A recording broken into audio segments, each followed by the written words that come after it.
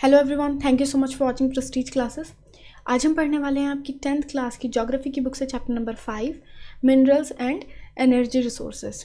I know video बहुत ज़्यादा late हो गई क्योंकि बहुत सारी परेशानियां एक साथ आ गई थी। मेरा पीसी ख़राब हो गया, उसके बाद लॉकडाउन हो गया, वो रिपेयर नहीं हो पाया। एनीवेज, तो चैप्टर जो है ये आपका बहुत ज़्यादा लंबा है लेकिन बहुत इजी है। पॉइंट्स के साथ जब आप इसको लर्न करेंगे, जैसे जैसे आप वीडियो देखते जाएंगे, आपको बहुत अच्छे से, बहुत इजी तरीके से पूरा चैप्टर समझ में आ जाएगा। और एक और बात, अगर आपको ये नोट्स चाहिए तो आप मेरे ब्लॉग पेज पर जाकर इस चैप्टर के भी और बाकी सभी जितनी भी चैप्टर्स की वीडियो बनी है उन सब के भी नोट्स देख सकते हैं। इसका लिंक मैंने डिस्क्रिप्शन बॉक्स में भी दे दिया है और नीचे कॉमेंट सेक्शन में भी दे दिया है। तो ये आपका होल चैप्टर जो है वो 2 पार्ट में डिवाइडेड है। एक में मिनरल रिसोर्सेज के बारे में पढ़ेंगे और दूसरे में एनर्जी रिसोर्सेज के बारे में पढ़ेंगे। तो जल्दी से शुरू करते हैं अपना चैप्टर। सबसे पहले इम्पॉर्टेंस ऑफ मिनरल्स क्या है, यानी मिनरल किस तरह से हमारे लिए इम्पॉर्टेंट है। तो जितनी भी चीज़ें हम अपनी डेली लाइफ में यूज़ करते हैं उसमें से बहुत सारी चीज़ें, ऑलमोस्ट एवरीथिंग जो है वो मिनरल्स से हमें मिलती है। इवन द फूड, यानी जो हम खाना खाते हैं उसमें भी मिनरल्स होते हैं। ये बुक में आपका छोटा सा एग्जाम्पल दिया हुआ है एक टूथपेस्ट का, कि सिर्फ एक टूथपेस्ट में कितने मिनरल्स मिले होते हैं। और टूथपेस्ट सबके लिए कितना इंपॉर्टेंट होता है ये तो आप जानते ही हैं। तो minerals silica, limestone, aluminium oxide और बहुत सारी तरह के फॉस्फेट जो मिलकर काम करते हैं क्लीनिंग का। ठीक है, टूथपेस्ट में जो क्लीनिंग का काम करते हैं वो ये सब मिनरल्स मिलके करते हैं। फ्लोराइड एक मिनरल होता है जो कि फ्लोराइड से मिलता है हमें। वो क्या करता है, कैविटी को रिड्यूस करता है, यानी कैविटी को कम करता है। जिस चीज़ से टूथपेस्ट वाइट बनता है, यानी वाइट कलर का जो होता है, वो किस चीज़ से बनता है, टाइटेनियम ऑक्साइड से, जो किससे मिलती है, रूटाइल, इल्यूमिनाइट और एनाटीज से। ठीक है, जो कुछ टूथपेस्ट ऐसे होते हैं जो स्पार्कलिंग होते हैं, जिसमें कुछ स्पार्कल जैसा दिखता है, जैसे कि क्लोजअप, उसमें कुछ स्पार्कल जैसा नज़र आता है ना, तो वो क्या होती है, माइका होती है। ठीक है, और जो टूथब्रश और ट्यूब होती है टूथपेस्ट की, वो किससे बनी होती है, प्लास्टिक से, जो किससे मिलती है हमें, पेट्रोलियम से, यानी एक मिनरल से। ठीक है, तो इस तरह आप देख सकते हैं सिर्फ एक टूथपेस्ट में कितने सारे मिनरल मिलकर काम करते हैं। और ऐसी हज़ारों चीज़ें हैं जो हम डेली लाइफ में रोज़ाना इस्तेमाल करते हैं और वो हमें मिनरल्स से ही मिलती हैं। ठीक है, इसीलिए बहुत सी बार मिनरल्स को backbone of our economy consider किया जाता है, यानी हमारी इकोनॉमी की जो है वो बैकबोन है मिनरल्स। ठीक है, मिनरल्स जो है वो हमारी बॉडी के लिए भी बहुत इंपॉर्टेंट होते हैं। हमारी बॉडी में 0.3% जो है वो मिनरल्स होते हैं। जो बाकी 99.7% जो खाना या जो फूड स्टफ़ हम लेते हैं उसको यूटिलाइज़ करने में, यानी उसको काम में लाना किस तरह है, इसका काम मिनरल्स ही करते हैं। यानी जो 99.7% है, अगर इसको ये 0.3% मिनरल ना मिले तो ये किसी काम का नहीं है। ठीक है, समझ गए। तो अब इतनी ज़्यादा इम्पोर्टेंस मिनरल हमारे ज़िंदगी में रखते हैं तो सवाल आता है कि मिनरल्स होती क्या चीज़ है, मतलब क्या चीज़ होती है ऐसी जिसको हम मिनरल कह सकते हैं। ठीक है, तो अगर सिंपल आप इसकी डेफिनेशन लें तो ये होगी, homogeneous naturally occurring substance with a definable internal structure, यानी एक ऐसा नेचुरली अकरिंग सब्सटेंस जिसका इंटरनल स्ट्रक्चर जो होता है वो हमेशा सेम रहता है। यानी जैसे मान लीजिए आयरन का जो इंटरनल स्ट्रक्चर है उसमें कितने मॉलिक्यूल्स होते हैं वो हमेशा सेम रहेंगे। वो इंटरनल स्ट्रक्चर थोड़ा साइंटिफिक टर्म हो गई। ठीक है, तो ये जो होते हैं इनको हम क्या कहते हैं, मिनरल्स। ठीक है, मिनरल जो है वो बहुत सारी फॉर्म्स में पाए जाते हैं, अलग अलग तरह की, यानी बहुत हार्ड मिनरल भी होते हैं जैसे डायमंड, और बहुत सॉफ्ट मिनरल्स भी होते हैं जैसे टार्क। ठीक है, तो अब सवाल आता है कि मिनरल्स हमें किस चीज़ से मिलते हैं। यहाँ आया रॉक्स। रॉक्स जो होती हैं वो होती हैं कॉम्बिनेशन ऑफ मिनरल, यानी बहुत सारे मिनरल मिलकर रॉक्स बनी होती हैं, या चट्टानें जो होती हैं छोटी छोटी या बड़ी बड़ी पहाड़ियाँ, वहाँ पे हमें मिनरल्स मिलते हैं।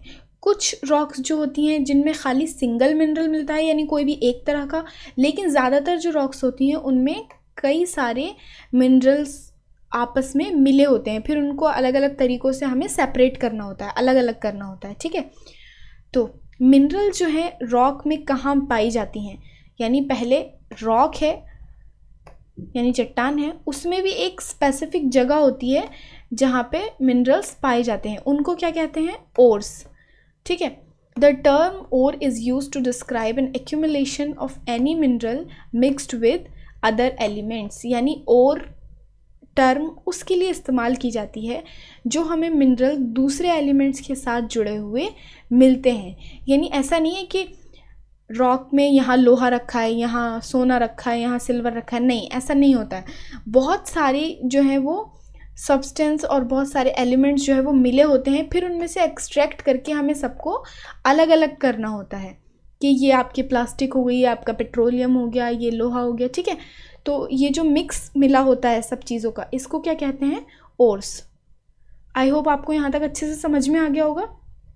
An ore is a naturally occurring having one or more minerals in sufficient concentration mixed with other elements। ये आपकी ore की डेफिनेशन है, अगर आप चाहें तो आप इसको नोट कर सकते हैं, या फिर जैसा मैंने अभी बताया ब्लॉग पेज पर जाकर इसकी डेफिनेशन आप वहाँ से नोट कर सकते हैं। ठीक है, वहाँ आपको ये सारे पॉइंट्स, ये पूरी जितनी भी वीडियो में मैंने पॉइंट्स इस्तेमाल किए हैं वहाँ आपको सब मिल जाएंगे। ठीक है, तो ore क्या है? ऐसा नेचुरली अकरिंग सब्सटेंस है जिसमें कई सारे मिनरल्स जो हैं वो मिले होते हैं। कभी कभार एक भी होता है, कभी कभार बहुत सारे मिनरल्स भी मिले होते हैं दूसरे एलिमेंट्स के साथ। ठीक है, आई होप यहाँ तक आपको अच्छे से समझ आ गया होगा। तो अब सवाल आता है, when do we extract minerals, यानी हम मिनरल्स को कब निकाल सकते हैं, कैसे निकाल सकते हैं?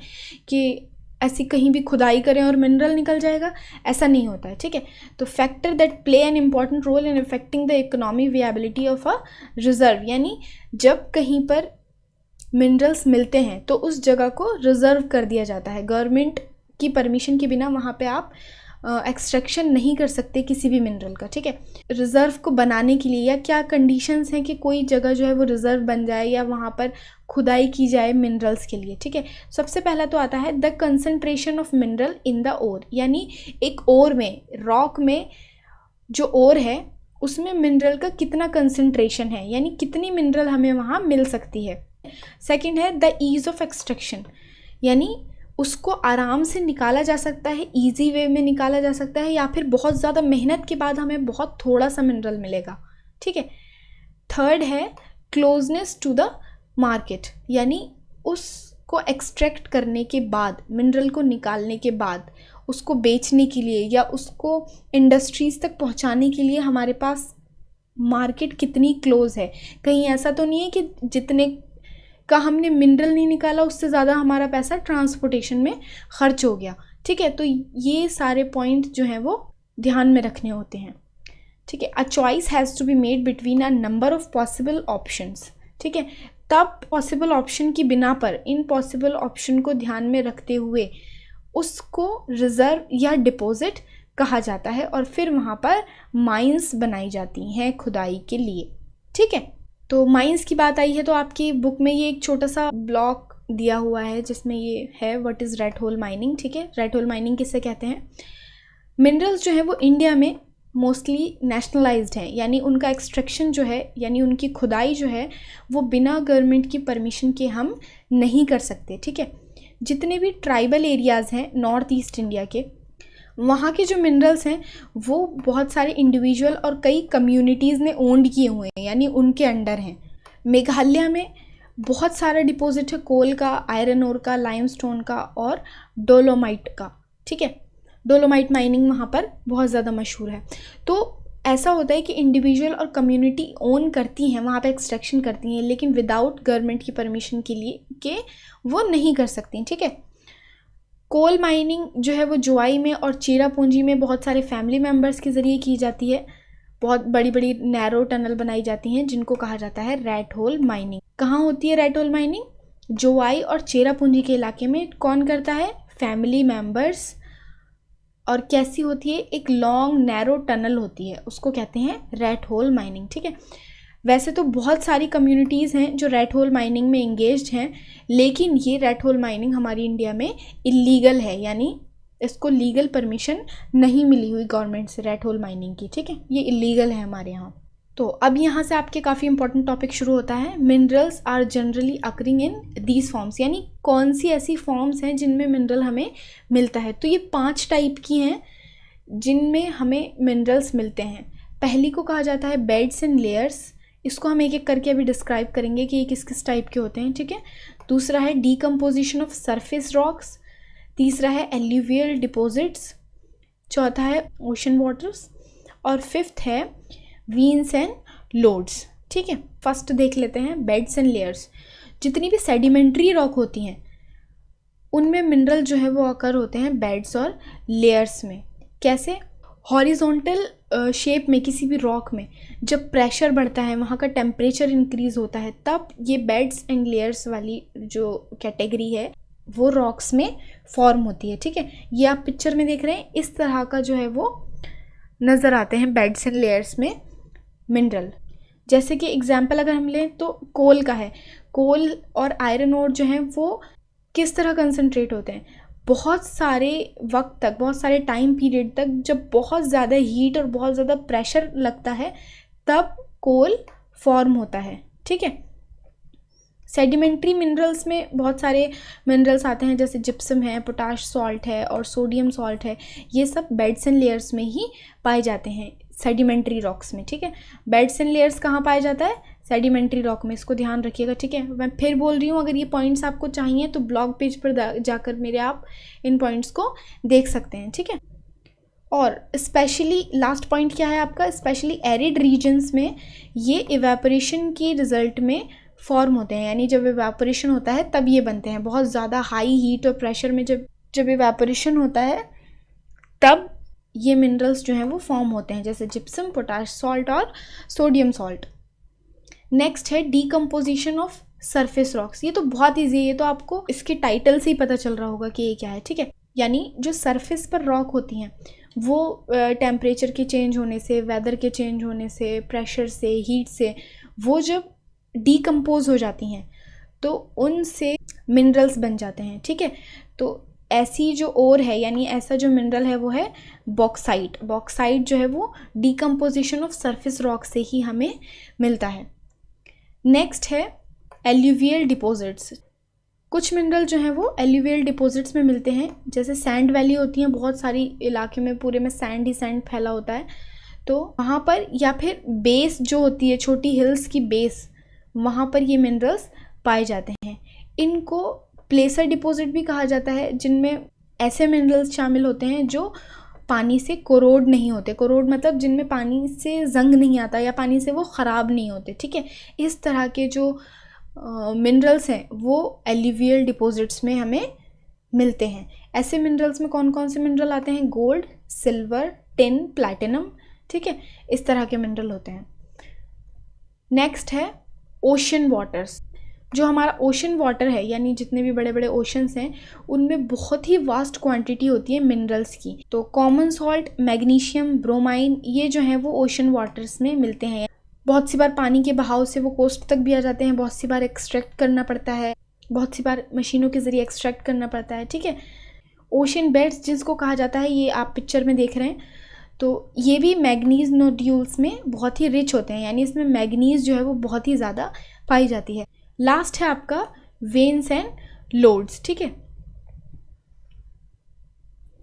तो इग्नीशियस और मेटामॉर्फिक रॉक्स में मिनरल ज़्यादातर जो क्रैक होते हैं, क्रीव्स होते हैं, फॉल्ट होते हैं, जॉइंट होते हैं, इन जगहों पर ये मिनरल्स पाए जाते हैं। इनमें जो बहुत छोटे होते हैं उनको वेन्स कहा जाता है, और जो बहुत बड़े होते हैं उनको लोड्स कहा जाता है, ठीक है। ये पिक्चर में आप देख रहे हैं ना, इस तरह के होते हैं, ठीक है। They are formed when mineral in liquid, molten और गैसियस इन फॉर्म। मतलब ये जब बनते हैं जब मिनरल जो है वो बहुत ही मोल्टन स्टेट में होता है या गैसियस फॉर्म में होता है, तब ये मिनरल बनते हैं। और फिर वो कूल हो जाता है, फिर सॉलिडिफाई हो जाता है, यानी मतलब वो सख्त हो जाता है, तब ये मिनरल्स फॉर्म हो जाते हैं। यानी पहले लिक्विड होता है या मोल्टन होता है या फिर गैसियस होता है, ठीक है, और फिर वो ठंडा होके जब जम जाता है तो ये मिनरल्स मिलते हैं, ठीक। तो मिनरल्स जैसे टिन, कॉपर, जिंक, लीड, ये कहाँ से मिलते हैं? वेन्स एंड लोड्स से। तो आई होप आपको यहाँ तक अच्छे से समझ आ गया होगा। अगर आपकी कोई भी कन्फ्यूजन हो, कोई भी पॉइंट आपको समझ नहीं आया, कोई भी दिक्कत, कोई भी परेशानी है, तो आप मुझे कमेंट सेक्शन में ज़रूर पूछिएगा। इससे पहले मैं आपसे क्वेश्चन पूछ लेती हूँ, ठीक है। तो आप बताएं, where do we find tin, हमें टिन कहाँ मिलता है? अभी अभी बताया मैंने थोड़ी देर पहले, ऑब्वियसली वीन्स एंड लोड्स में, ठीक है। नेक्स्ट क्वेश्चन है, विच mineral is found in ocean waters, ocean waters में कौन सा मिनरल पाया जाता है? अभी बताया ना थोड़ी देर पहले, बहुत ज़्यादा नोड्यूल्स होते हैं जिसके, मैग्नीशियम, ठीक है। नेक्स्ट है, where we can find bauxite, ये तो आपको याद होना चाहिए अच्छे से, क्योंकि ये एक ही मिनरल था जो इसमें एग्जाम्पल दिया था मैंने। Third, decomposition of surface rocks, ये वाले क्वेश्चंस याद रखिएगा, मल्टीपल चॉइस आंसर्स में ज़रूर आ जाते हैं ये। चलिए नेक्स्ट टॉपिक की तरफ बढ़ते हैं, हमारे मिनरल्स की तरफ, यानी मिनरल कितने तरह के होते हैं। अभी तो हमने देख लिया कि कहाँ कहाँ पाए जाते हैं, क्या होता है मिनरल, किस चीज़ को मिनरल कहते हैं, ठीक है। तो अब आएंगे हम कि कितने तरह के मिनरल जो हैं वो हमारी इंडिया में पाए जाते हैं। तो मिनरल के 3 पार्ट हैं, पहला मेटालिक, दूसरा नॉन मेटालिक और तीसरा एनर्जी मिनरल्स, ठीक है। तो मेटालिक में आते हैं फेरस और नॉन फेरस और प्रीशियस, ठीक है। फेरस में आयरन ओर, निकल, कोबाल्ट एट्सेट्रा ये सब आते हैं। नॉन फेरस में कॉपर, लीड, टिन ये सब आते हैं। प्रीशियस में गोल्ड, सिल्वर, प्लैटिनम ये सब आते हैं, ठीक है। नॉन मेटालिक में सॉल्ट, पोटैश, लाइमस्टोन ये सब आते हैं। और एनर्जी मिनरल्स में आते हैं कोल, पेट्रोलियम, नेचुरल गैस वगैरह, ठीक है। तो एक एक करके हम इन सब के बारे में डिटेल से पढ़ेंगे। सबसे पहला आपका आता है फेरस मिनरल। फेरस मिनरल जो है वो 3/4 टोटल वैल्यू जो है मेटालिक मिनरल्स की, वो फेरस मिनरल्स हैं, ठीक है। यानी जितने भी मेटालिक मिनरल पाए जाते हैं हमारे यहाँ, उनमें 3/4 टोटल वैल्यू का 3/4 जो है वो फेरस मिनरल्स से मिलता है, ठीक है। ये जो है प्रोवाइड करते हैं बहुत ही स्ट्रॉन्ग बेस हमारी मेटलर्जिकल इंडस्ट्रीज़ को। मेटलर्जिकल इंडस्ट्रीज़ कौन सी हो गई? जिनमें मेटल्स का इस्तेमाल किया जाता है, जैसे एल्यूमिनियम स्मेल्टिंग की इंडस्ट्री या आयरन ओर की इंडस्ट्री, इस तरह की जो इंडस्ट्री होती हैं जिनमें बहुत बड़ी बड़ी मशीनें तैयार की जाती हैं या और पार्ट्स, टूल्स वगैरह बनाए जाते हैं, इसको बहुत ज़्यादा सपोर्ट प्रोवाइड करते हैं फेरस मिनरल्स, ठीक है। इंडिया में हम एक्सपोर्ट भी करते हैं, लेकिन अपनी नीड्स को कंप्लीट करने के बाद, यानी हमारे यहाँ के जो फेरस मिनरल्स हैं इनको एक्सपोर्ट भी किया जाता है, लेकिन पहले अपनी नीड्स को कंप्लीट किया जाता है, उसके बाद जो एक्स्ट्रा होता है उसको एक्सपोर्ट कर दिया जाता है। कुछ फेरस मिनरल जो हमारी इंडियन इकोनॉमी के लिए बहुत ज़्यादा इंपॉर्टेंट है, उसके बारे में भी हम पढ़ेंगे। ये काफ़ी बार एग्जाम्स में आ जाता है, आयरन ओर का, ठीक है, तो इसको आप ध्यान से पढ़िएगा। आयरन ओर जो है वो बैकबोन कही जाती है इंडस्ट्रियल डेवलपमेंट की, ठीक है। इंडिया के पास बहुत ही अच्छी क्वालिटी के आयरन ओर मिलते हैं। मैग्नेटाइट जो है वो फाइनेस्ट आयरन ओर है, जिसमें 70% आयरन जो है वो पाया जाता है। बहुत अच्छी क्वालिटी का जो आयरन है वो मैग्नेटाइट है, जो हमारे यहाँ पाया जाता है। इसकी जो मैग्नेटिक क्वालिटीज़ होती हैं वो बहुत अच्छी होती हैं, और ये बहुत ज़्यादा वैल्यूएबल है इलेक्ट्रिकल इंडस्ट्रीज़ के लिए, यानी जो हमारी इलेक्ट्रिकल इंडस्ट्रीज़ हैं उनके लिए ये बहुत ज़्यादा बेनिफिशियल है। हेमेटाइट जो है वो बहुत ही इंपॉर्टेंट इंडस्ट्रियल आयरन ओर है, लेकिन इसकी जो आयरन कंटेंट है वो मैग्नेटाइट से थोड़ा कम है, स्लाइटली कम है बस, ठीक है, लेकिन ये भी बहुत ज़्यादा इंपॉर्टेंट है। तो आयरन ओर जो है वो 2 कौन सी इंपॉर्टेंट है? एक मैग्नेटाइट और दूसरा हेमेटाइट, ठीक है। इसको याद रखिएगा अच्छे से पॉइंट को। तो आयरन ओर हमारे यहाँ कहाँ कहाँ पाया जाता है? ओडिशा, झारखंड बेल्ट, ठीक है। आप इसको शॉर्ट में ऐसे भी पढ़ सकते हैं, ओजे बेल्ट, याद रखने के लिए एग्जाम में अगर याद नहीं होता आपको तो इसको ओजे बेल्ट भी कह सकते हैं, ठीक है। ओडिशा में पाया जाता है बहुत ही अच्छी क्वालिटी का हेमेटाइट, जो बादाम फार माइंस के पास पाया जाता है, मयूरभंज और केंदुझार डिस्ट्रिक्ट्स के पास पाया जाता है, ठीक है। उसके साथ ही सिंहभूम डिस्ट्रिक्ट जो झारखंड में है, वहाँ पे हेमेटाइट आयरन ओर भी मिलता है। गोवा और नौमुंदी में ये माइंस हैं वहाँ की। नेक्स्ट जो बेल्ट है हमारी वो है दुर्ग, बस्तर, चंद्रपुर बेल्ट, ठीक है। इसको भी आप शॉर्ट कर सकते हैं, डीबीसी बेल्ट बोल सकते हो। डीबीसी एग्जाम्स में याद रखने के लिए आपको काफ़ी रहेगी, मतलब एक होता है ना दिमाग में पॉइंट आना चाहिए, फिर उसके बाद आपको पूरा नाम याद आ जाता है, तो आप इसको DBC बेल्ट करके याद रख सकते हो, ठीक है। ये जो है छत्तीसगढ़ और महाराष्ट्र के इलाकों में पाया जाता है, मतलब पाई जाती है ये बेल्ट। इसमें बहुत ही हाई ग्रेड की हेमाटाइट मिलती है और एग्जैक्ट इसकी लोकेशन क्या है, वो है Bailadila range of hills in Bastar district Chhattisgarh. यानी छत्तीसगढ़ में जो बस्तर डिस्ट्रिक्ट है वहाँ पर बैलादीला रेंज है एक हिल्स की, वहाँ पर बेहतरीन क्वालिटी का हेमाटाइट जो है वो पाया जाता है, ठीक है। इसकी फ़िज़िकल प्रॉपर्टीज़ बहुत अच्छी होती हैं इस हेमाटाइट की, जो स्टील मेकिंग के लिए बहुत ही ज़्यादा यूज़फुल रहता है। हमारे यहाँ का जो आयरन ओर है इन माइंस का, वो जापान, साउथ कोरिया यहाँ एक्सपोर्ट किया जाता है विशाखापट्टनम पोर्ट के ज़रिए, ठीक है। ये सब जो है ये बहुत इंपॉर्टेंट है। बेल्ट बहुत बार आ जाती हैं बोर्ड एग्ज़ाम्स में कि बेल्ट्स के बारे में बताइए, ओडिशा झारखंड बेल्ट के बारे में बताइए, कहाँ है ये, क्या चीज़ यहाँ पर पाई जाती है, या दुर्ग बस्तर चंद्रपुर बेल्ट के बारे में बताइए, ठीक है। तो ये आपको अच्छे से याद रखना है। नेक्स्ट है, ये तो बड़ा ही टफ नाम है, ये तो आप पूरा ही नाम याद करेंगे तभी आपको याद होना है, ठीक है।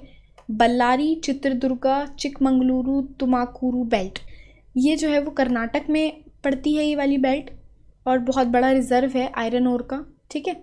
यहाँ के जो डिपॉजिट हैं, कुदेरमुख डिपॉजिट जो हैं वो दुनिया के सबसे बड़े डिपॉजिट्स में उनका शुमार किया जाता है। इस बेल्ट की जो ओर है उसकी स्लरी, यानी उसको एक तरह से लिक्विड फॉर्म में पाइपलाइंस के ज़रिए ट्रांसपोर्ट किया जाता है मैंगलोर तक, ठीक है। नेक्स्ट आपकी बेल्ट है महाराष्ट्र गोवा बेल्ट, इसको भी आप शॉर्ट कर सकते हैं MG बेल्ट बोल सकते हैं, ठीक है। ये कहाँ पड़ती है ये पूरी बेल्ट, गोवा, रत्नागिरी और डिस्ट्रिक्ट ऑफ महाराष्ट्र, मतलब इस इलाके में पड़ती है, रत्नागिरी से स्टेट ऑफ गोवा तक, ठीक है। ये ओर्स जो है वो बहुत ही हाई क्वालिटी की होती हैं और बहुत ही ज़्यादा जो है वो इस्तेमाल की जाती हैं। यहाँ का आयरन ओर जो है वो एक्सपोर्ट किया जाता है मारमगाओ पोर्ट के ज़रिए। तो ये आपकी 4 बेल्ट्स हैं जो बहुत ज़्यादा इंपॉर्टेंट हैं, जिसको आपको याद रखना है।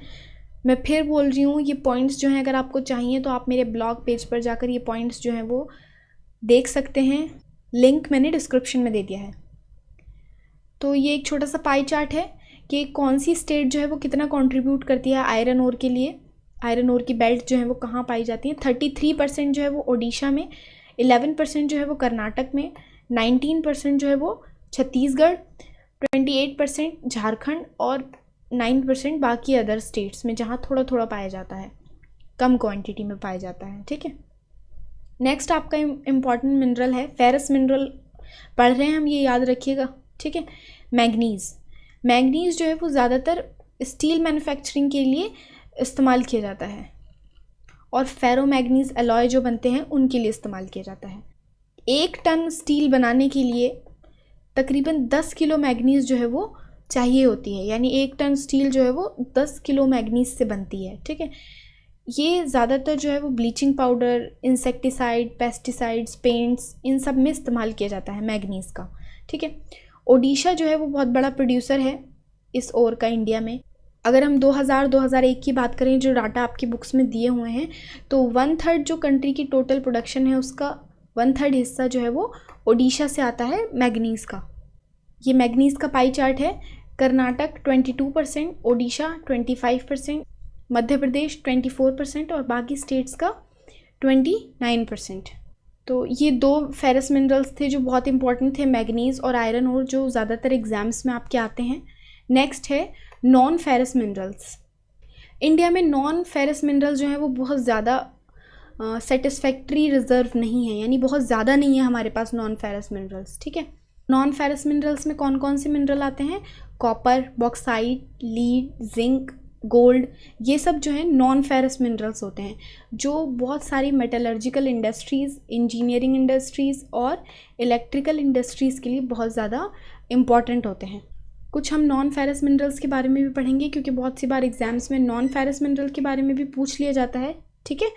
तो नॉन फेरस मिनरल्स में सबसे पहले आता है आपका कॉपर। इंडिया में बहुत ही कम रिजर्व हैं कॉपर के, और क्योंकि ये मेलिएबल होता है, डक्टाइल होता है और गुड कंडक्टर होता है। मेलिएबल मतलब जिसको थिन शीट में आप कन्वर्ट कर सकते हैं, और बहुत अच्छा कंडक्टर होता है इलेक्ट्रिसिटी का। तो कॉपर ज़्यादातर इलेक्ट्रिकल केबल्स में इस्तेमाल किया जाता है, यानी जितने भी इलेक्ट्रॉनिक आइटम्स हैं या इलेक्ट्रिक केबल्स हैं उसमें कॉपर का इस्तेमाल होता है, और बहुत सारी केमिकल इंडस्ट्रीज़ में भी कॉपर इस्तेमाल किया जाता है। ठीक है, बालाघाट माइंस जो है मध्य प्रदेश में, और खेतरी माइंस जो है राजस्थान में, और सिंहभूम डिस्ट्रिक्ट ऑफ झारखंड, इन सब में कॉपर जो है वो प्रोड्यूस किया जाता है, यानी इन जगहों पर कॉपर ज़्यादातर पाया जाता है। नेक्स्ट है बॉक्साइट। बॉक्साइट जो है वो काफ़ी इंपॉर्टेंट नॉन फेरस मिनरल है, और कई बार एग्जाम में ज़्यादातर बॉक्साइट ही पूछा जाता है। ठीक है, कुछ और जिनमें एल्युमिनियम शामिल होता है उनमें बॉक्साइट में मिलता है। बॉक्साइट कुछ क्ले लाइक सब्सटेंस होता है, यानी क्ले जैसा लगता है देखने में, बहुत ही ज़्यादा सॉफ्ट और स्लाइमी सा। ठीक है, इसमें से पहले एल्यूमिना निकाला जाता है और फिर उसको एल्यूमिनियम में कन्वर्ट किया जाता है, या उसमें से एल्यूमिनियम जो है वो एक्सट्रैक्ट किया जाता है, अलग किया जाता है। ठीक है, बॉक्साइट डिपॉजिट जो है वो जब बहुत सारी एल्यूमिनियम सिलिकेट डीकम्पोज होती है बहुत बड़े इलाके में, एक रॉक में, ठीक है, तो अब क्या बनता है, बॉक्साइट बनता है। एल्यूमिनियम क्योंकि बहुत ज़्यादा इम्पॉर्टेंट मेटल है, क्योंकि ये आयरन को स्ट्रेंथ देता है, यानी आयरन जैसे मेटल को स्ट्रेंथ जो देता है वो एल्यूमिनियम देता है, यानी आयरन में एल्यूमिनियम को मिक्स किया जाता है तब वो बहुत ज़्यादा मजबूत करता है, और साथ ही साथ बहुत एक्सट्रीम लाइटनेस देता है और गुड कंडक्टिविटी देता है, और बहुत ज़्यादा मेलिएबिलिटी भी होती है उसकी, यानी उसको थिन शीट में आप कन्वर्ट कर सकते हैं। इंडिया में जो बॉक्साइट के डिपॉजिट हैं वो ज़्यादातर कहाँ मिलते हैं, अमरकंटक की पहाड़ियों में यानी प्लेटूज़ में, और मैकाल हिल्स के पास, और बिलासपुर कटनी प्लेटू रीजन्स के पास। ठीक है, यहाँ पे एल्यूमिनियम के डिपॉजिट पाए जाते हैं। तो ये वाला पॉइंट एल्यूमिनियम वाला बहुत इंपॉर्टेंट है कि आयरन में एल्यूमिनियम को जब मिला दिया जाता है तो वो लाइटनेस के साथ क्या क्या देता है, उसको स्ट्रेंथ देता है, कंडक्टिविटी देता है और मेलिएबिलिटी देता है। ठीक है, आई होप आपको यहाँ तक बहुत अच्छे से समझ आ गया होगा। यहाँ पे आपके मेटालिक मिनरल्स जो हैं वो कंप्लीट हो गए हैं, फेरस भी नॉन फेरस भी। ठीक है, तो नेक्स्ट आते हैं आपके non metallic minerals. Non metallic minerals में बहुत इंपॉर्टेंट है माइका। ठीक है, माइका जो है वो बहुत सारी सीरीज़ और प्लेट्स और लीव्स से मिलकर बनी होती है, और इसको बहुत ईजिली हम थिन शीट में कवर कर सकते हैं। माइका कई सारे कलर्स में पाई जाती है, बहुत सी बार बहुत क्लियर भी होती है, यानी विदाउट किसी कलर की भी होती है, black, green, red, yellow, brown, बहुत सारे कलर्स में पाई जाती है। ठीक है, क्योंकि इसकी डाइइलेक्ट्रिक स्ट्रेंथ बहुत ज़्यादा होती है, यानी डाइइलेक्ट्रिक मतलब जो इलेक्ट्रिसिटी को सपोर्ट करती है, और लो पावर लॉस फैक्टर भी होता है इसमें, यानी बहुत ही कम पावर पर भी ये इलेक्ट्रिसिटी को नुकसान नहीं पहुंचाती, बहुत इंसुलेटिंग होती है, और रेसिस्टेंस इसमें बहुत ज़्यादा होता है हाई वोल्टेज को कंज्यूम करने का। तो इसलिए माइका जो है वो बहुत ही ज़्यादा इस्तेमाल की जाती है मिनरल, इलेक्ट्रिक और इलेक्ट्रॉनिक इंडस्ट्रीज़ में। माइका के जो डिपॉजिट्स हैं वो कहाँ पाए जाते हैं, नॉर्दर्न एज ऑफ छोटा नागपुर प्लेटू में, और कोदेरमा गया में। ठीक है, हज़ारीबाग बेल्ट ऑफ झारखंड जो है वहाँ पर, ये सब जो हैं वो लीडिंग प्रोड्यूसर हैं माइका के। ठीक है, राजस्थान में जो मेजर माइका प्रोड्यूसिंग एरियाज़ हैं वो अजमेर के अराउंड हैं, और नेलोर माइका बेल्ट है जो आंध्र प्रदेश में है, जो काफ़ी इम्पॉर्टेंट है। ठीक है, नेक्स्ट आपके आते हैं रॉक मिनरल्स। ठीक है, इसमें सबसे इम्पॉर्टेंट है लाइमस्टोन। ठीक है, लाइमस्टोन जो है वो ऐसी रॉक्स में पाया जाता है जहाँ पे कैल्शियम कार्बोनेट जो है वो कंपोज्ड होता है, यानी कैल्शियम और मैग्नीज कार्बोनेट जो है जहाँ पे पाए जाते हैं वहाँ लाइमस्टोन होता है। ठीक है, ज़्यादातर जो कुदरती तौर पर मिलता है लाइमस्टोन वो सेडिमेंट्री रॉक्स में मिलता है। लाइमस्टोन बेसिक रॉ मटेरियल कह सकते हैं सीमेंट इंडस्ट्री का, यानी सीमेंट इंडस्ट्री का जो सबसे बेसिक रॉ मटेरियल है वो क्या है, लाइमस्टोन, और ये बहुत इंपॉर्टेंट और असेंशियल होता है स्मेल्टिंग आयरन और इंडस्ट्रीज़ के लिए भी। ठीक है, तो यहाँ फिर से आपके कुछ क्वेश्चन आंसर के ज़रिए रिवीजन कर लेते हैं थोड़ा सा। विच one in the following is an example of ferrous mineral. Ferrous mineral का कौन सा एग्जाम्पल है इनमें से, तो बहुत ईजी है। फेरस के तो मैंने दो ही बताए थे आपको, एक मैग्नीज और एक आयरन ओर। तो मैग्नीज तो इसमें है नहीं, तो कौन सा है, iron ore. Which one in the following is an example of non ferrous mineral. Non ferrous mineral का कौन सा एक एग्जाम्पल है, तो नॉन फेरस मिनरल में भी हमने एक ही पढ़ा है, कौन सा है, माइका। ठीक है, नेक्स्ट है विच one in the following can be found in sedimentary rock. Sedimentary rock में कौन सा मिनरल इनमें से पाया जाता है? कौन सा पाया जाता है, जल्दी से बताएं। लाइमस्टोन। ठीक है, तो यहाँ तक आपके मिनरल्स के बारे में जितना आपने पढ़ना था, जितना आपकी बुक में दिया हुआ था, वो सब कंप्लीट हो गया है। आई होप आपको अच्छे से समझ आया हो। कोई भी प्रॉब्लम, कोई भी कन्फ्यूजन हो तो प्लीज़ प्लीज़ मुझे कमेंट्स के ज़रिए अपने पूछें। मैं कोशिश करूँगी आप सबके कन्फ्यूजन्स को दूर करने की। ठीक है, नेक्स्ट टॉपिक आपका है जो बहुत ज़्यादा इंपॉर्टेंट है। ज़्यादातर जो 5 मार्क्स के क्वेश्चन होते हैं ना, वो इसी टॉपिक से आते हैं। हज़ार्ड्स ऑफ माइनिंग, यानी माइनिंग के क्या क्या नुकसान हैं। What are the impacts of mining on the health of the miners and the environment, यानी माइनिंग से जो माइनर्स होते हैं उनकी हेल्थ पर क्या इफ़ेक्ट होता है और इन्वायरमेंट पर क्या इफ़ेक्ट होता है। ठीक है, तो जो डस्ट होती है, ये छोटे छोटे राख और धूल के कण होते हैं, वो माइनर्स की सांस के ज़रिए उनकी बॉडी में एंटर करते हैं, जो उनको बहुत सारी फेफड़ों की बीमारियां, सांस लेने की बीमारियां उनको हो जाती हैं। ठीक है, और बहुत ज़्यादा हाई रिस्क होता है माइन की रूफ़ का कोलैप्स होने का, यानी बहुत सी बार माइन की रूफ़ जो है वो, छत जो है वो माइन की गिर जाती है और माइनर्स जो हैं वो अंदर ही दम घुटने से मर जाते हैं। बहुत सी बार कोई ऐसा मिनरल जो है वो हम एक्सट्रैक्ट कर रहे होते हैं जो बहुत ही ज़्यादा जल्दी फायर कैच कर लेता है, तो उसकी वजह से बहुत सी बार माइंस में आग लग जाती है। तो इस तरह से बहुत ज़्यादा ख़तरा होता है उनकी ज़िंदगी का भी और हेल्थ का भी, माइनर्स की। ठीक है, तो ये तो माइनर्स की बात हो गई। अगर हम एनवायरनमेंट की भी बात करें तो जो माइन होती हैं उनके आसपास के जो वाटर रिसोर्सेज होते हैं उन पर बहुत ज़्यादा फ़र्क पड़ता है। जैसे लेक है, रिवर है, पॉन्ड है, वो बहुत ज़्यादा पॉल्यूटेड हो जाता है वहाँ का पानी। ठीक है, जो डंपिंग होती है वेस्ट मटेरियल की और स्लरी की, वो लैंड डिग्रेडेशन को अफेक्ट करती है, यानी लैंड डिग्रेडेशन उससे बहुत ज़्यादा होता है और सॉइल की जो है फर्टिलिटी वो ख़त्म हो जाती है। इसीलिए बहुत ज़्यादा सेफ्टी रेगुलेशंस, बहुत ज़्यादा स्ट्रिक्ट लॉज जो हैं वो होने चाहिए, जिससे माइनिंग जो है वो प्रिवेंट हो सके, या फिर माइनिंग पूरे सेफ्टी मेजर्स के साथ की जाए जो इसको एक किलर इंडस्ट्री होने से बचा सके। ठीक है, तो अगर आपके पॉइंट्स आते हैं कि हज़ार्ड्स ऑफ माइनिंग क्या क्या हैं, तो आपने 2 माइनर्स के लिख देने हैं, 3 इन्वायरमेंट के लिख देने हैं, या 3 माइनर्स के लिख देने हैं और 2 इन्वायरमेंट के लिख देने हैं। ठीक है, ये सारे पॉइंट्स जो हैं वो आप नोट कर सकते हैं। नेक्स्ट क्वेश्चन आपका है, why do we need to conserve minerals, यानी मिनरल्स को हमें कंजर्व करना क्यों ज़रूरी है। तो जितना भी वर्केबल मिनरल डिपॉजिट है, यानी जो हमें इंडस्ट्रीज़ को बिल्ड करने में हेल्प करता है, वो अर्थ की क्रस्ट का 1% है ओनली।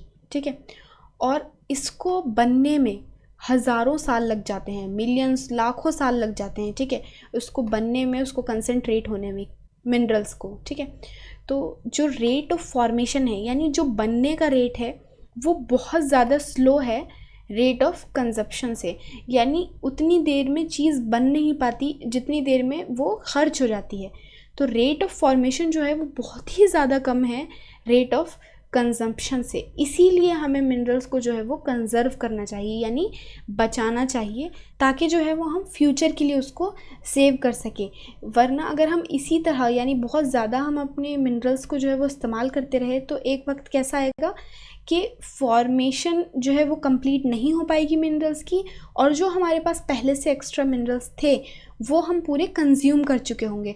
तो फिर हमारी लाइफ जो है वो पूरी तरह से रुक जाएगी, यानी फिर हमारे पास मिनरल्स ना तो बनाने का कोई तरीका होगा और ना ही हमारे पास कुछ कंजर्व होगा, ताकि हम उससे अपनी आगे की लाइफ को कंटिन्यू कर सकें। ठीक है, तो फ्यूचर जनरेशन्स के लिए भी और अपने लिए भी मिनरल्स को कंजर्व करना बहुत ज़्यादा ज़रूरी है। ठीक है, एक लाइन में अगर आप कहें तो क्यों ज़रूरी है, क्योंकि rate of formation is slower then the rate of consumption. ठीक है, और मिनरल क्योंकि फाइनाइट होते हैं, यानी बहुत ही लिमिटेड हैं, और नॉन रिन्यूएबल हैं, यानी जिन्हें हम एक बार बार इस्तेमाल नहीं कर सकते। एक बार अगर मिनरल हमने इस्तेमाल कर लिया तो वो ख़त्म, उसको हम एक ही मिनरल को बार बार इस्तेमाल नहीं कर सकते। ठीक है, तो नेक्स्ट क्वेश्चन आपका आता है, अभी तो हमने पढ़ा कि मिनरल हमें क्यों कंजर्व करने चाहिए। चलिए, अब आपने पढ़ लिया कि क्यों कंजर्व करने चाहिए और आपको समझ आ गया कि क्यों कंजर्व करने चाहिए। ठीक है, अब यह है कि किस तरह कंजर्व करने चाहिए। How can we conserve mineral, हम कैसे मिनरल्स को बचा सकते हैं। Mineral resources should be used in planned and sustainable manner, यानी उसको सस्टेनेबल मैनर में इस्तेमाल करना चाहिए, पूरे प्लान्ड तरीके से इस्तेमाल करना चाहिए, ताकि वो हमारे लिए भी कम ना रहे और फ्यूचर जनरेशन्स के लिए भी कम न रहे। Technologies should be developed, technologies को डेवलप करना चाहिए। क्यों? ताकि लोअर ग्रेड के जो मिनरल हैं उनको हम लोअर कॉस्ट पर जो है वो इस्तेमाल कर सकें। यानी अगर हम हाई ग्रेड के मिनरल ही सारे इस्तेमाल कर लेंगे तो फिर लोअर ग्रेड वाले तो वैसे ही कम एनर्जी हमें प्रोवाइड करते हैं, तो फिर भी वही दिक्कत होगी, जो मिनरल ख़त्म होने पे दिक्कत होगी। ठीक है, तो इसलिए हमें लोअर ग्रेड वाले मिनरल्स का भी इस्तेमाल करना चाहिए। मेटल्स शुड बी रिसाइकल्ड, यानी मेटल्स को रिसाइकिल करना चाहिए और अल्टरनेटिव मटेरियल्स भी यूज़ करने चाहिए मिनरल्स के। कि अगर हम हाई ग्रेड के एक मिनरल की जगह कोई लो ग्रेड का मिनरल इस्तेमाल करके भी सेम काम कर सकते हैं, तो हमें लो ग्रेड वाला मिनरल इस्तेमाल करना चाहिए। जो हाई ग्रेड मिनरल है उसको कंजर्व करना चाहिए। नेक्स्ट टॉपिक है हमारा तो यहाँ तक आपका ये जो है तो ये भी इम्पोर्टेंट कंप्लीट हो गया, यानी लेकिन बहुत ज़्यादा इजी है। ज़्यादातर आपका जो है वो पढ़ा हुआ है, यानी 8th में 9th में आपने इसका बहुत सारा पार्ट जो है वो पढ़ा हुआ है पहले से। ठीक है, बस इसको थोड़ा सा डिटेल में पढ़ना है। ठीक है, तो जो रिसोर्सेज ऐसी होती हैं जो हमें एनर्जी प्रोवाइड करती हैं उनको क्या कहते हैं? Energy resources. ठीक है, तो एनर्जी को किस चीज़ से जनरेट किया जा सकता है? बहुत सारे मिनरल फ्यूल से, जैसे कोल, पेट्रोलियम, नेचुरल गैस, यूरेनियम और इलेक्ट्रिसिटी भी। ये मिनरल नहीं है मगर। ठीक है, तो एनर्जी के मेन जो है वो दो टाइप होते हैं। एक है कन्वेंशनल सोर्सेज ऑफ एनर्जी और दूसरा है non conventional sources of energy.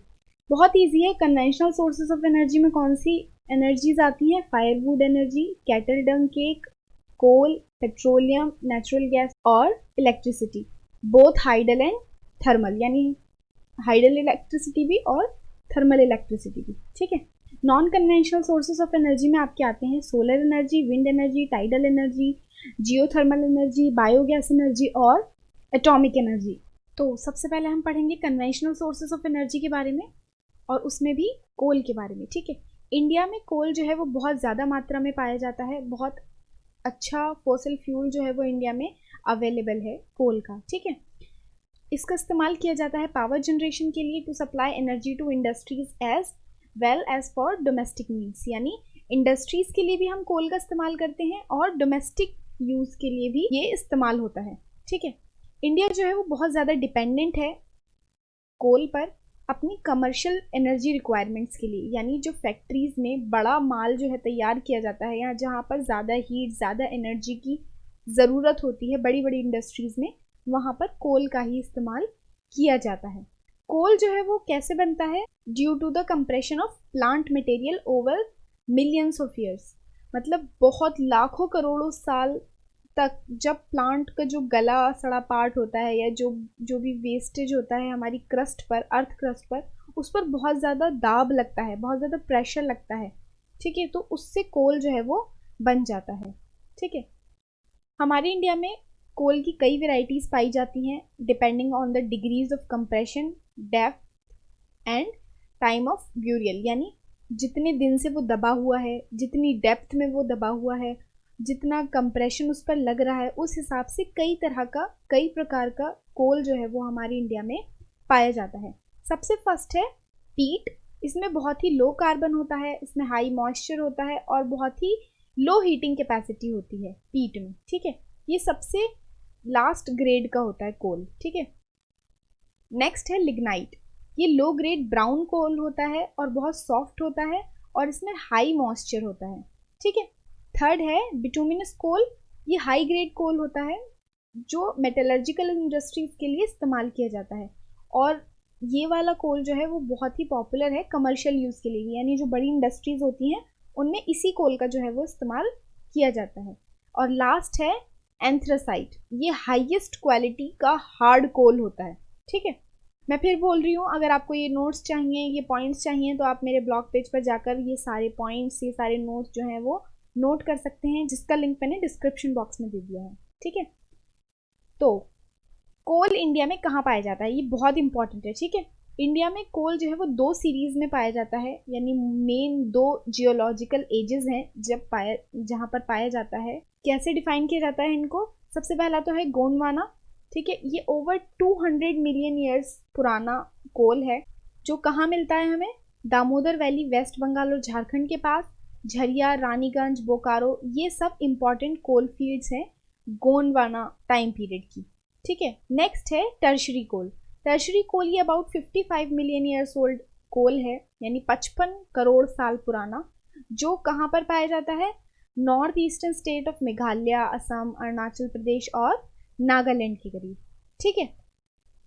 Next आपका कन्वेंशनल सोर्स ऑफ एनर्जी आता है पेट्रोलियम, ठीक है। पेट्रोलियम बहुत इंपॉर्टेंट है। पेट्रोलियम मिनरल ऑयल भी उसको कहा जाता है, और ये जो है नेक्स्ट मेजर एनर्जी सोर्स है इंडिया में आफ्टर कोल, यानी कोल के बाद जो दूसरा मेजर एनर्जी सोर्स है इंडिया का वो है पेट्रोलियम, ठीक है। ये क्या प्रोवाइड करता है हमें? फ्यूल, हीट और लाइटनिंग, ठीक है। इसका इस्तेमाल मशीनरी में भी लुब्रिकेंट्स की तरह किया जाता है, यानी जो मशीनरी को चलाने के लिए जिसका इस्तेमाल किया जाता है। बहुत सारी मैन्युफैक्चरिंग इंडस्ट्रीज में इसको एज अ रॉ मटेरियल भी इस्तेमाल किया जाता है, यानी जो प्लास्टिक बनाने की इंडस्ट्री होती है ना, उसमें पेट्रोलियम जो है वो रॉ मटेरियल की तरह इस्तेमाल होता है, क्योंकि पेट्रोलियम से प्लास्टिक बनाई जाती है, ठीक है। पेट्रोलियम रिफाइनरीज को नोडल इंडस्ट्री भी कहा जाता है, क्योंकि सिंथेटिक टेक्सटाइल की इंडस्ट्रीज में भी काम आता है, फर्टिलाइज़र की इंडस्ट्री में भी काम आता है, और बहुत सारी केमिकल इंडस्ट्रीज में भी ये काम आता है, ठीक है। नेक्स्ट, पेट्रोलियम इन इंडिया, यानी इंडिया में पेट्रोलियम कहाँ कहाँ से निकाला जाता है? पेट्रोलियम की जो अकरेंस है इंडिया में वो ज़्यादातर फॉल्ट ट्रैप्स में है, यानी ये आप पिक्चर में देख रहे हैं ना, ऐसी जगह हैं जहाँ है इंडिया में टर्शरी एज की, वहाँ पर पेट्रोलियम जो है वो पाया जाता है, ठीक है। ऐसे रीजन जो फोल्डिंग वाले रीजन है, एंटीक्लाइंस डोम्स वाले रीजन है, ठीक है, इन जगहों पर ऑयल जो है वो पाया जाता है, यानी लाइमस्टोन और सैंडस्टोन बहुत ज़्यादा पोरस होते हैं, इनमें बहुत ज़्यादा छेद होते हैं, ठीक है, तो इनसे जो है वो ऑयल आसानी से फ्लो हो जाता है। ऐसी ही जगहों पर जो है वो ऑयल पाया जाता है, ठीक है। पेट्रोलियम जो है वो फॉल्ट ट्रैप्स में भी मिलता है, पोरस और नॉन पोरस रॉक्स दोनों में, ठीक है। फॉल्ट ट्रैप्स इस जगह को कहते हैं, ठीक है, जो पिक्चर में आपको नजर आ रही है। इंडिया में लीडिंग प्रोड्यूसर्स जो हैं वो है मुंबई, गुजरात और असम पेट्रोलियम के, ठीक है। अंकलेश्वर जो है वो बहुत इंपॉर्टेंट फील्ड है, गुजरात में है ये। असम जो है वो सबसे पुरानी ऑयल प्रोड्यूसिंग स्टेट है इंडिया की, ठीक है। वैसे दिग्बोई, नाहरकाटिया एंड मोरन, हुगरीजान ये जो है इंपॉर्टेंट ऑयल फील्ड है स्टेट्स में, ठीक है। नेक्स्ट आपका कन्वेंशनल सोर्स ऑफ एनर्जी है नेचुरल गैस, ठीक है। नेचुरल गैस जो है वो एक इम्पॉर्टेंट और क्लीन एनर्जी का सोर्स है जो हमारी इंडिया में मिलता है, विद पेट्रोलियम भी और विदाउट पेट्रोलियम भी, ठीक है। इस एनर्जी का इस्तेमाल बहुत सारी पेट्रोकेमिकल इंडस्ट्रीज में एज अ रॉ मटेरियल किया जाता है, ठीक है। नेचुरल गैस को जो है वो इन्वायरमेंटल फ्रेंडली कंसीडर किया जाता है, क्योंकि इसमें बहुत ही लो कार्बन एमिशन होता है, यानी ये बहुत ही कम कार्बन डाइऑक्साइड को कैप्चर करके रखता है, ठीक है। जितनी भी पावर और फर्टिलाइजर इंडस्ट्रीज होती हैं वो भी नेचुरल गैस का बहुत बड़े पैमाने पर इस्तेमाल करती हैं। आपने देखा होगा बहुत सारी गाड़ियों में जो है वो CNG डाली जाती है, जिससे गाड़ियों को चलाया जाता है। वो गैस भी एक नेचुरल गैस है, कंप्रेस्ड नेचुरल गैस, ठीक है, जिसका व्हीकल्स में इस्तेमाल किया जाता है, और ये अपनी इन्वायरमेंटल फ्रेंडली होने की वजह से और बहुत ही कम पॉल्यूशन करती है, इस वजह से ये बहुत ज़्यादा पॉपुलर हो रही है। तो नेचुरल गैस फील्ड कहाँ है इंडिया में?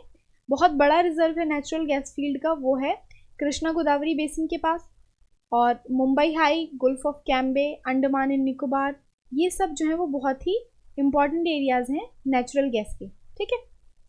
नेक्स्ट है आपका इलेक्ट्रिसिटी। इलेक्ट्रिसिटी जो है वो मेनली दो तरीकों से जनरेट की जाती है, एक हाइड्रो पावर और एक थर्मल पावर, ठीक है। थर्मल पावर के बारे में हम अभी आगे पढ़ेंगे।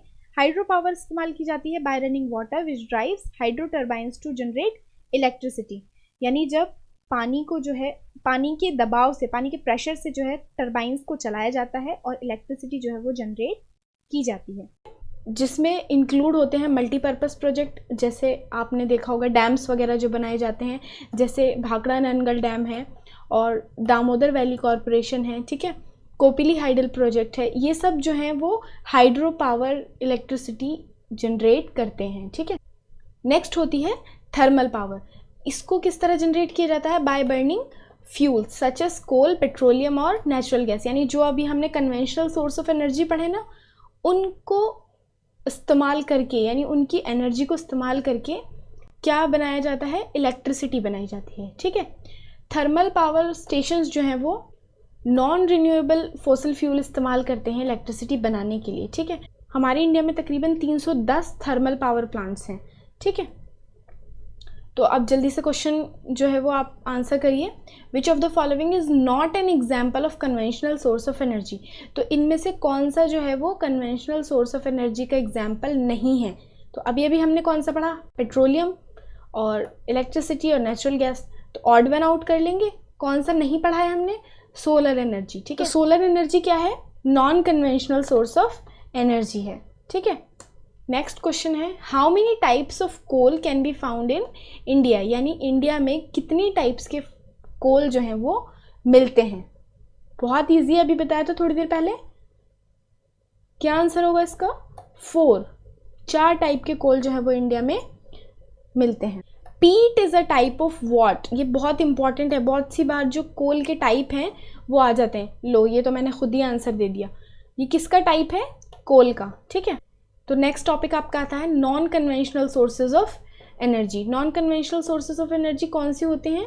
तो जैसे जैसे एनर्जी का इस्तेमाल जो है वो हम ज़्यादा करते जा रहे हैं, इसी तरह हम फोसिल फ्यूल पर बहुत ज़्यादा डिपेंड होते जा रहे हैं। जैसे कोल और ऑयल, गैस, और ये जो है नॉन रिन्यूएबल हैं, यानी इनको दोबारा नहीं बनाया जा सकता, और अगर इनको दोबारा बनाया जाएगा तो करोड़ों साल लगेंगे इनको दोबारा बनने में।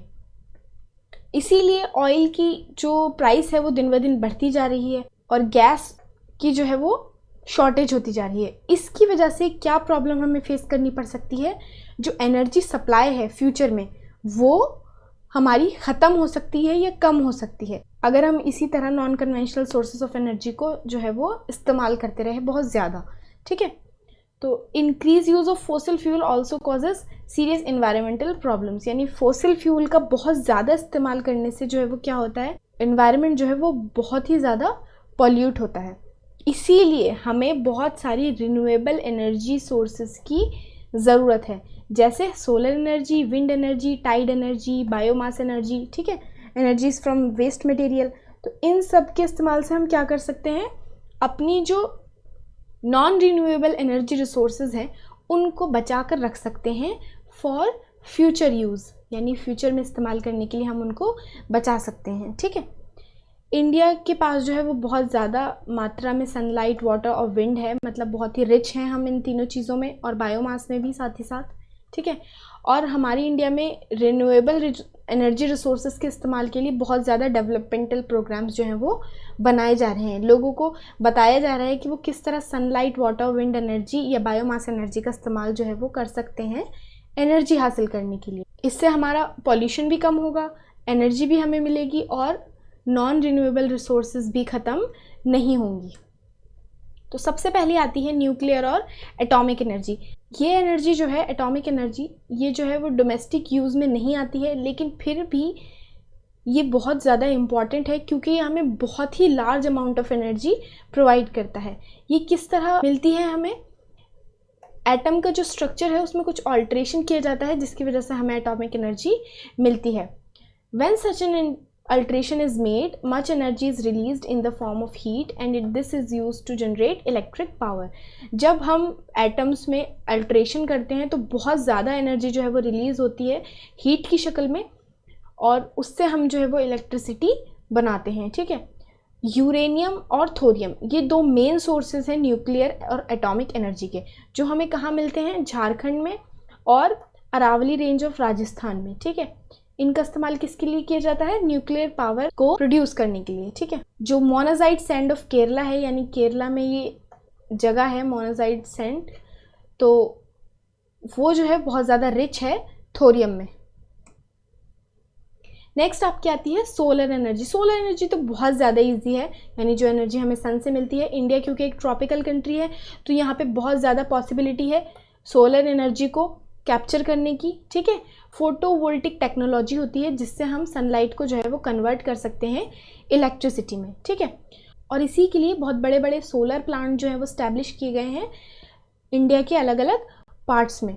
सोलर एनर्जी से हमें सबसे बड़ा फ़ायदा ये हुआ है कि गांव में जो लकड़ियों को जलाकर या काउडंग केक्स को जलाकर जो एनर्जी मिलती है उससे बहुत अच्छी और बहुत क्लीन एनर्जी हमें मिलती है सोलर एनर्जी से, ठीक है। नेक्स्ट है आपकी विंड एनर्जी। हमारे यहाँ विंड पावर के भी बहुत अच्छे जो है वो स्रोत हैं। इंडिया में। तमिलनाडु से लेकर नागरकोइल मदुराई तक बहुत बड़े बड़े फार्म क्लस्टर बने हुए हैं जहाँ पे बहुत बड़ी बड़ी विंड मिल्स लगी हुई हैं जिनसे हम एनर्जी जो है वो बनाते हैं। इसके अलावा हमारे यहाँ आंध्र प्रदेश, कर्नाटक, गुजरात, केरला, महाराष्ट्र, लक्षद्वीप, यहाँ पे बहुत बड़ी बड़ी फील्ड्स हैं, विंड फार्म्स हैं जहाँ पे हम एनर्जी जो है वो प्रोड्यूस करते हैं बहुत बड़ी बड़ी विंड मिल्स के ज़रिए। नागरकोइल और जैसलमेर जो है वो बहुत ही ज़्यादा इफ़ेक्टिव हैं एनर्जी प्रोवाइड करने के लिए इंडिया में, हमारी कंट्री में, क्योंकि बहुत बड़ा हिस्सा जो है वो एनर्जी का प्रोवाइड करते हैं। नेक्स्ट है आपकी बायोगैस एनर्जी। बायोगैस एनर्जी कैसे हमें हासिल होती है? जो shrubs, waste material, animal human waste, ये सब जो होते हैं उनसे बायोगैस जो है वो बनाई जाती है। ये तो आपने 8th क्लास में भी मेरे ख्याल से पढ़ा होगा, बहुत डिटेल में 8th क्लास में इसमें दिया हुआ है पूरा कि किस तरह हम बायोगैस जो है वो बनाते हैं। जितने भी ऑर्गेनिक मैटर होते हैं जब उनको डिकम्पोज किया जाता है तो उनसे बहुत ज़्यादा थर्मल पावर निकलती है, ठीक है।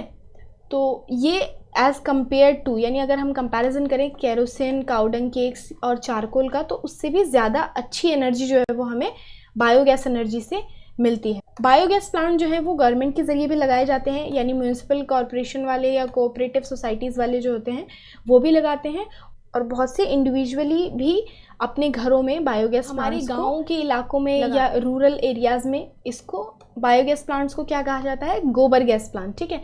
ये क्योंकि हमें क्या प्रोवाइड करता है? एनर्जी के साथ साथ हमें मैन्योर भी बहुत अच्छा प्रोवाइड करता है, यानी जो उसका वेस्ट मटेरियल होता है वो मैन्योर की तरह, यानी खाद की तरह काम आता है खेतों में, ठीक है।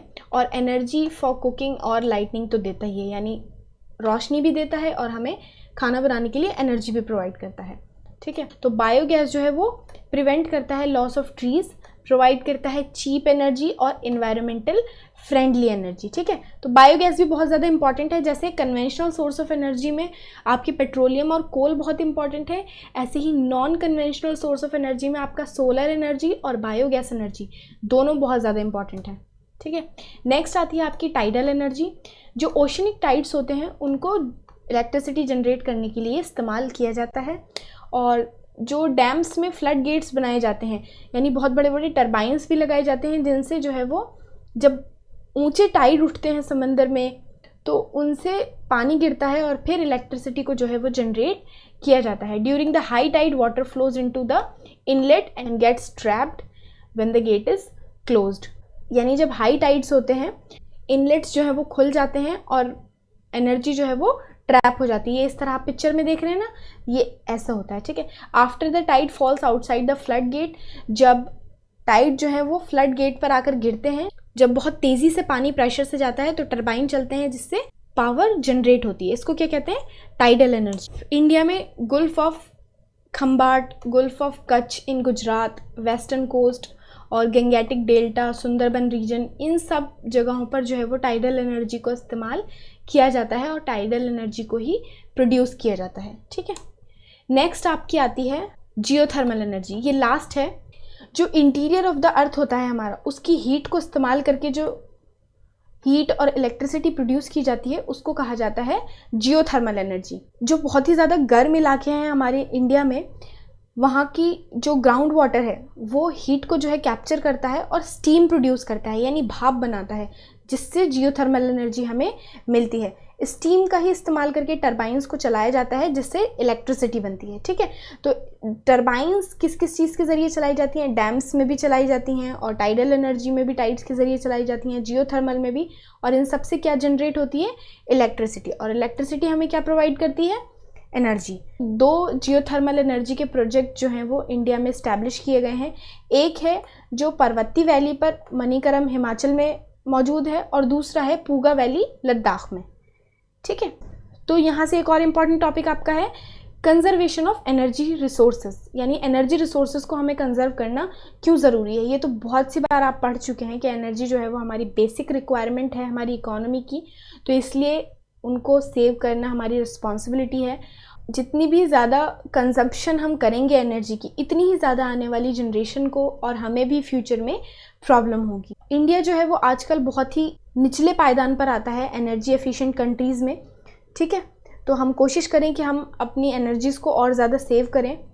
तो इसके लिए हमें क्या स्टेप्स लेने चाहिए, यानी एनर्जी को किस तरह कंजर्व करना चाहिए, किस तरह बचाना चाहिए, using public transport system rather than individual vehicles. यानी हमें बसेस का इस्तेमाल करना चाहिए एक जगह से दूसरी जगह जाने के लिए, ना कि एक एक इंडिविजुअली कार लेकर जानी चाहिए। यानी अगर बस है उसमें एक साथ 25 लोग सफ़र कर सकते हैं तो हमें बस का इस्तेमाल करना चाहिए, ना कि अकेले अकेले एक एक कार लेकर इन्वायरमेंट को पॉल्यूट करना चाहिए। इससे इन्वायरमेंट भी पॉल्यूट होता है और सीएनजी या जो भी एनर्जी उसमें इस्तेमाल हो रही है वो वेस्ट होती है।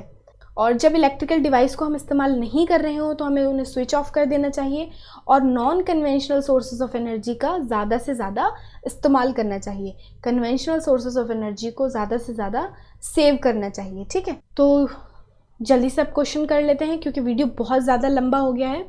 How many types of non conventional energies are there? Non conventional energies कितनी हैं? 6। Nuclear energy, solar energy, tidal energy, geothermal energy, wind energy और बायोगैस एनर्जी। ठीक है, नेक्स्ट है which of the following is an example of non conventional source of energy? इन following में से कौन सा एक एग्जाम्पल है non convectional source of energy का, यानी जो क्लीन एनर्जी हमें प्रोवाइड करता है? अभी अभी हमने बात की है थोड़ी देर पहले ही बायोगैस की। ठीक है, बायोगैस जो है वो हमें नेचुरल और क्लीन एनर्जी जो है वो प्रोवाइड करता है, non conventional source of energy है। ठीक है, ये इंपॉर्टेंट क्वेश्चन है। Photovoltaic technology is related to which type of energy? Photovoltaic technology जो है वो किस एनर्जी से रिलेट करती है? Solar energy. ठीक है, तो यहाँ आपका ये चैप्टर कंप्लीट हो गया है। अगर आपका कोई भी क्वेश्चन हो, कोई भी आपको कन्फ्यूजन हो, कोई आपको टर्म समझ नहीं आई हो तो प्लीज़ मुझसे ज़रूर पूछें कमेंट सेक्शन में, मैं ज़रूर आंसर करूँगी। और मैं फिर एक बार बोल रही हूँ कि अगर आपको इस वीडियो के नोट्स चाहिए तो मेरे ब्लॉग पेज पर जाकर आप इस वीडियो के भी और बाकी सारी वीडियोस के भी नोट ले सकते हैं और मुझे सजेस्ट कर सकते हैं कि मैं अपने ब्लॉग पे और क्या पोस्ट करूँ जिससे आपको हेल्प हो जाए। और अगर आपको ये वीडियो पसंद आई, आपके लिए हेल्पफुल रही तो प्लीज़ लाइक कीजिए, शेयर कीजिए और चैनल को सब्सक्राइब कीजिए। Thank you so much. मिलते हैं नेक्स्ट वीडियो में, तब तक के लिए गुड बाय।